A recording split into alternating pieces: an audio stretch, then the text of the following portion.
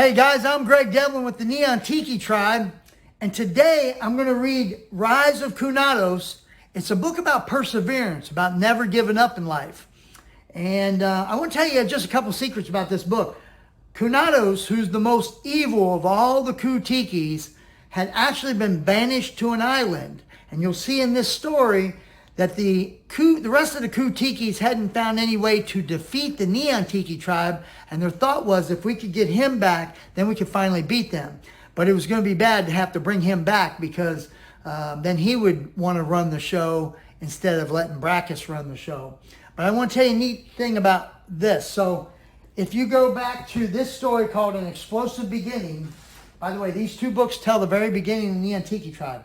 An Explosive Beginning, let me bring that a little closer to you there so you can see the cover. Explosive Beginning, and then Digging Up Adventure. Both of those books tell the beginning of the Neon Tiki Tribe. They actually come together also here if you see the artwork. If I can bring it up there close, but see how the mountain comes together and spells neon on the side, and you got the medallion in the center, and the smoke makes Kunatos' face there. But anyway, this story, An Explosive Beginning, will tell you how Kunatos wound up banished to another island. Check it out. So, Rise of Kunatos. Let me bring you a little closer so you can see these the artwork in these books here. All right, let's get you a little closer there. All right, like in all of our books, Zeke's the leader, Dar's the fastest, Moa's the strongest, and Tia's the smartest. It's Greg and Sniff Sniff work with them. Greg always has a medallion. That's the power of the Neon Tiki Tribe there. And this book is about perseverance. Brachus called the Ku-Tiki Tribe to try to come up with ways to beat the Neon Tiki Tribe. Every time Brachus came up with a plan, the Neon Tikis came up with a better one and beat them. I know what to do, Pyra said. Replace you with a new leader. Brachus fumed as Pyra, Hookah, and Garmo all laughed. Let's get Kunatos back. He always knew what to do, fumbled Garmo.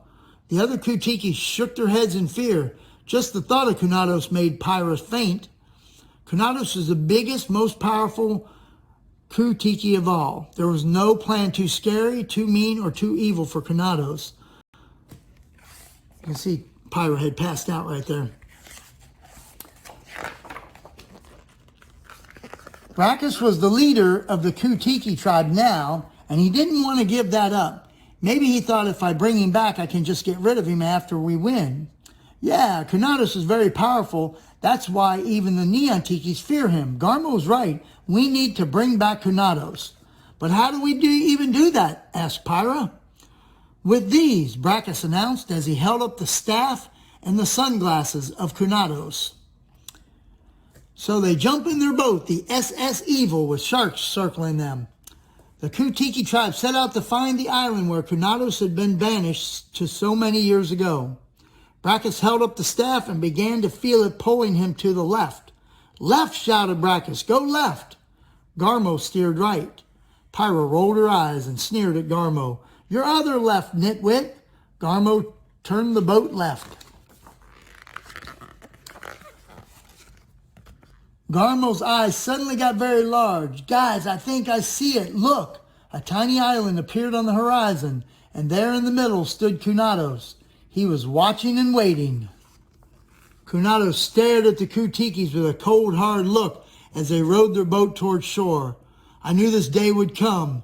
You can't beat the Neon Tiki Tribe without me. You need your master.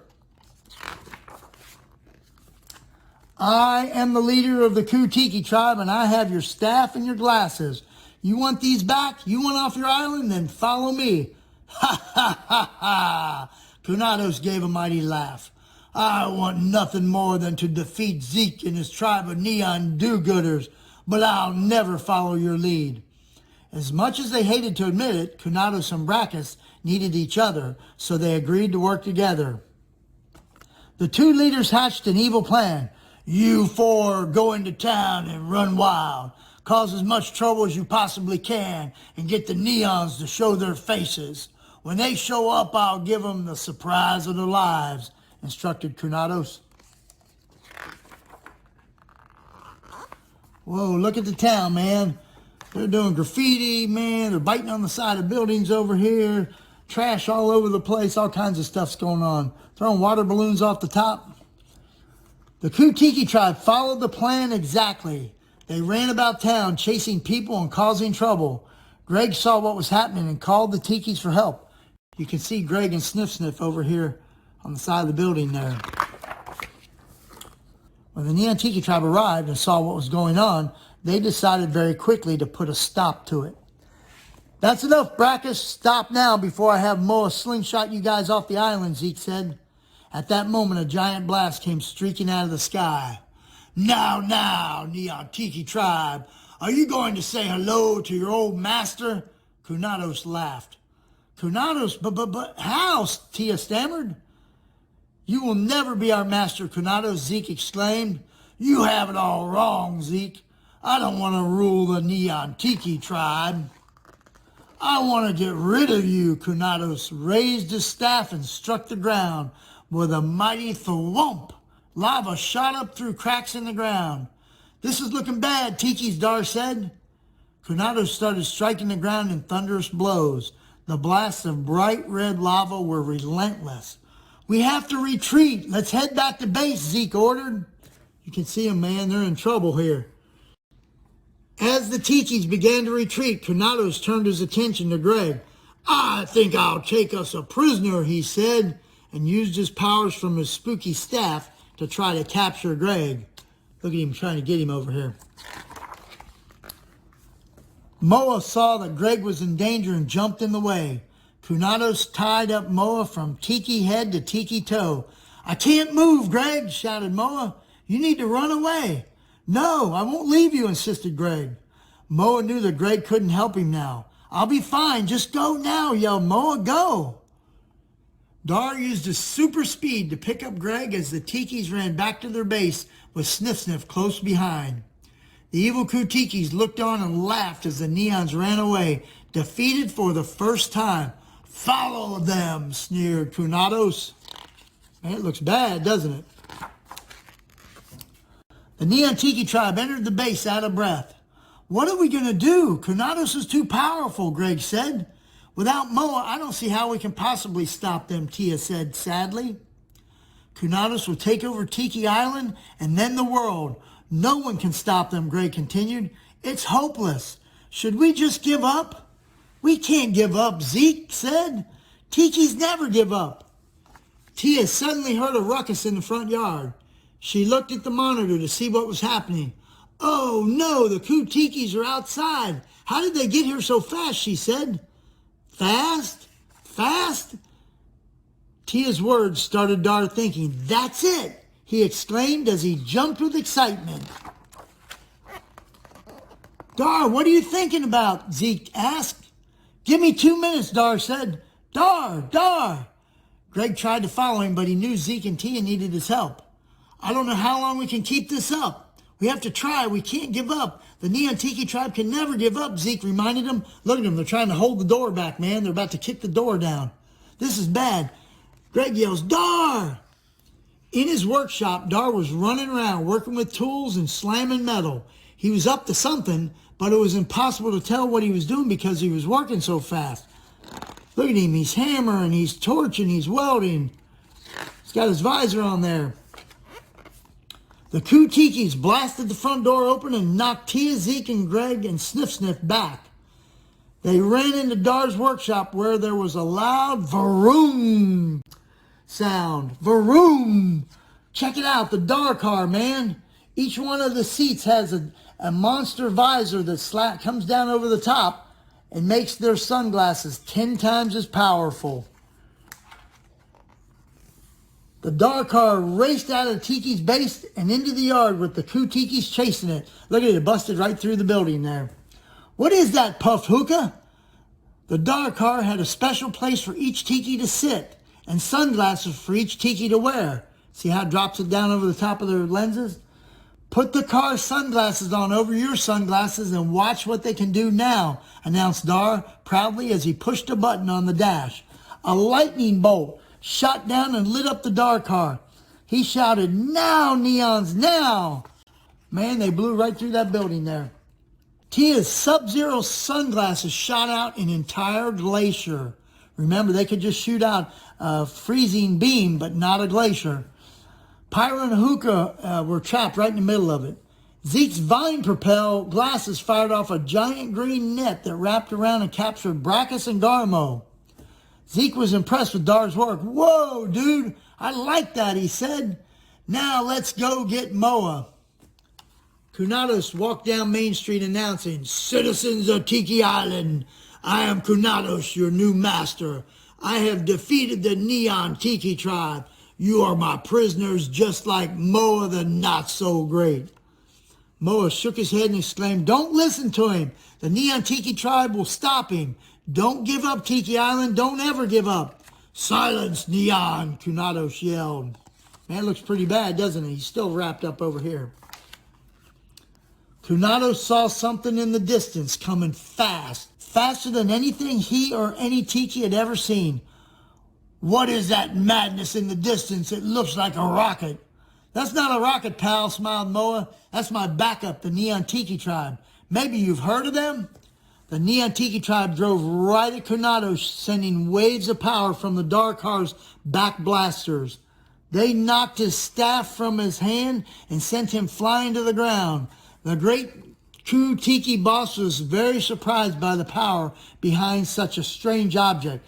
Notice how it went zoom right through the middle of him. Separates the staff. Here goes Moa over here, and here goes Kunatos on that side.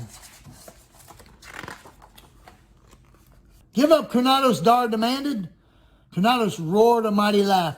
"To you? Never I." But before he could say another word, Dar switched to his brick wall sunglasses. With the power of the Darkar, he sent out not only one brick wall, but 4, trapping Kunatos in a tiny prison. "No," he yelled. "Fools," hissed Kunatos. "I will not be so easily defeated." He knew he couldn't get the Neons this time, but he promised to be back. "This isn't over, Neon Tiki tribe. Next time I shall be the victor. Blast you and your Darkar." He put on his sunglasses and disappeared. The people of the town jumped and shouted, "Hooray, hooray for the Neon Tiki tribe. Hooray for the Darkar." Greg ran over to Moa and gave him a great big hug. "Moa, I'm so glad you're okay. I was scared." Tia looked and asked, "Where is Kunatos, Zeke?" Zeke answered, "Wherever he is, he's planning his revenge already. That's why we can never give up. Even when things look bad, hope is never lost. We just have to keep trying. Sometimes it takes doing what Dar did, finding another way. But we can do it, and we will do it." Well, this is Aiden, your Tiki Island reporter. I'm here with the Tikis to find out how they beat the odds and stop Kunatos. Tell me, guys, how did you do it? Well, while we all worked together, Dar deserves a lot of the credit, and he did it the Tiki way. He acted like a thoughtful, intelligent, kind individual, and he never gave up, said Zeke. Zeke taught Dar something very important when he insisted that the Tikis never give up. Instead of ignoring Zeke, Dar was thoughtful when he listened and really took that great advice to heart. When their first attempt to stop the Kutikis didn't work, Dar used his intelligence to think of a brand new way to beat the Kutikis. Sometimes you need to use your brain to be creative and think of new ways to solve a big problem. It was scary when Kunatos caught Moa. Dar could have given up and hid from the Kutiki tribe, but he never gave up and he showed his kindness by helping his friend. It's not always easy to do the right thing, but someone who is kind will always have the courage to help anyone in need. Dar also remembered that each Tiki is an individual with their own special talents. He designed the Darkar so that each Tiki could use his or her own superpower bigger and better than ever. A good friend always helps others be their best. Well, there you have it, folks. Dar helped the Tikis beat Kunatos the Tiki way. He acted like a thoughtful, intelligent, kind individual, and he never gave up. This is the end of the Neon Tiki tribe. Remember, let's all be a Tiki, a thoughtful, intelligent, kind individual, right? All right. So that was the end of Rise of Kunatos, a book about perseverance, never giving up in life. And it's only one of 13 books in the series. You guys can get all of them free. Just go to neontikitribe.com. When you get there, right below each book, as you see each book on the page, right below it'll be a yellow link if you want to purchase the book. It'll take you to Amazon. And below that will be a green link. If you click on that, it will take you to our YouTube channel, and it will read that story to you or your friends. So any of those books. Also, if you're at our website, look at the top of the page and it says coloring pages. There's coloring pages, there's puzzles, there's word finds. There's a lot of fun stuff on there for kids. It's all free. Hey, if you like what we're doing, tell your friends, your family. And we'd love to hear your feedback no matter what. So thanks so much for listening. Keep your eyes out. We got more books coming.